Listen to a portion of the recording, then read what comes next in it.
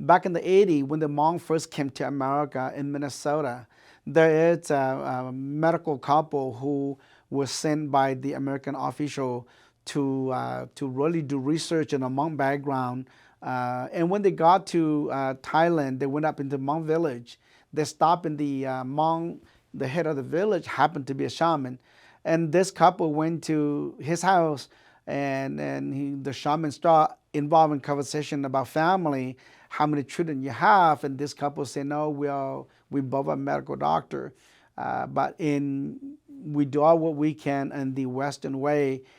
We cannot have children, and we stop searching more for that. In other words, and so the shaman said, if I can hold your hand, your paw, I can tell you. And so when the shaman hold the doctor hand and told the medical doctor that your baby bridge is not connected by the Nitzikayang to your body in the spiritual world. So if you're okay, I can perform a shaman to connect your baby bridge from the Nitzikayang, the spiritual world, to your body, then you'll be pregnant, then you'll have children. And this couple also do adopt child from the Thailand. And before they complete their adoption paper, both of them found that she got pregnant in Thailand before they come back to America. And that is amazing. And this particular doctor really appreciate for the shaman system. In Hmong culture, the most three important thing in the whole cycle of life is through birth, waiting, and death. And so I will explain the birth process first. Now, in birth process, Hmong really believe in the spiritual system, the spiritual world, and then the physical world. So Hmong believe that there is goddess who send children on earth, and the goddess will send the soul and the spirit of the baby to earth. So the goddess will select baby to different parent on earth, and so that is the spiritual part. The parent are the one that create and form the physical part, but Nitzikayang is the goddess name who create the spiritual part. So the person, each person have two parts, the physical and spirit. The spirit was leaded by Nitzikayang, and the physical was lead and created by the parent. Now, through that birth process, because of that, after a parent gives birth to the child cannot name right away. The parent have to wait. They have to invite a shaman to the house after the third day. And then the third day, the third morning, the shaman were asking the Nitzikayang which name would be appropriate for this person. Now you release this person on earth. And so Nitzikayang, through the shaman communication through the split horn, then Nitzikayang will guide the shaman said, this is the name that is appropriate for this person. So Hmong have that process compared to like in this country, in the hospital, you go to a hospital before you get out of hospital. My case, I have 6 children. Every time the nurse comes, please give me a name before you go. And I have trouble with that. And then I come back home, my mom, as a shaman, my mom said, no, I don't take that name, I'll give my own name. So my mom will go through her own ceremony process to select the name for the baby. So all my children will have 2 names. One name that I give to the hospital to get our house, to go to the house, to go home. And then when I came home, mom as a shaman said, no, that's not protecting him or her. I have to do my own ritual to select the name to protect him or her. And so naming process, it's not just a physical thing. Hmong also involved in spiritual things. For Hmong culture, during the birth process, baby boy placenta will be buried. Well, particularly the father will go dig a hole under the spiritual pole and bury the placenta in the spiritual pole. For baby girl, their placenta will be buried under bed, under the sleeping bed. And the reason because when the inner life, when people die, all the men, Hmong men, were direct we're guiding them to go back to get their placenta. Another name called the reincarnation shirt. They need to get that placenta, and so that they can go reincarnation to the next life. Without that, the belief is that they will not be able to reincarnation to the next life. What happened though in America, all that are in the hospital. And that is part of the changing in America, that now we have to guide, if people who are born in America, we always guide them to go to the hospital.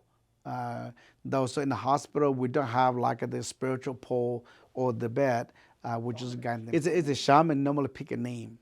But that's in the old day. In nowadays, it's very different. In nowadays, people will pick up by character, by hero, by a role model, movie star, whatever that they want to name their kids. But they don't go with traditional anymore. People who don't go through shaman name, and let's say if the name that's not fit for the person, that cause a lot of illness. And that's when we shaman come back to perform, shaman, because your name is not matched with the individual. And then so that's why you have some people that have a name like Nang. Nang is actually shaman. So then they use the title of Nang to protect that person. Or like a Kuapa. Okay. See that? Because the Nang means it's Nang. protect me. It embodies the power of a shaman to a person who might be spiritually weak. Right. And so for example, like Ba, like a Lachun said to Ba. Those people who have names like a Ba, Nang, Guan, Dua Nang, you see that? Dua Nang, Guan Nang, Ba, it means protect. Yeah, you Ba. Right. Ba Fi Yang. Right, right. So it's somebody named like actually called Gua Ba. The shaman used to Gua to split from Ba nu, nhìn thì lót nó thấy chỉ mò. Thế nên đùa nắng, mỗi hồ luôn đùa nắng kia chỉ đan chạy tàn thôi chỉ muốn cả có nữa. Right. Cho nên họ project because project ta tới chỉ là muốn họ project có some actually attack đó nữa. Naming is for so those are the people that who, if you can see a project đùa nắng của Ba, all this or ya Ba là chỉ muốn ya là Ba là từ mình nhọ. Li Ba, Thai, same thing. All those names are shaman name, and also the kids had a lot of trouble. They grew up really sick, and that means they're very vulnerable. They're spiritually very vulnerable. So they use chỉ năng cho chú là một protect cả tụi mình nhận được lot. And so those you see a lot of those names. And so I think that part of the naming, I just want to explain some of those protection, but that also involved with the shaman again, part of in naming. Beside the hospital thing and then the Nizikaying thing, then if the name's not suitable for the person, then shaman had to come back again to define why the name's not suitable, which would be the best name. And so that's why name change. You see some of the in the Hmong tradition, believing value system, children is really precious and really important.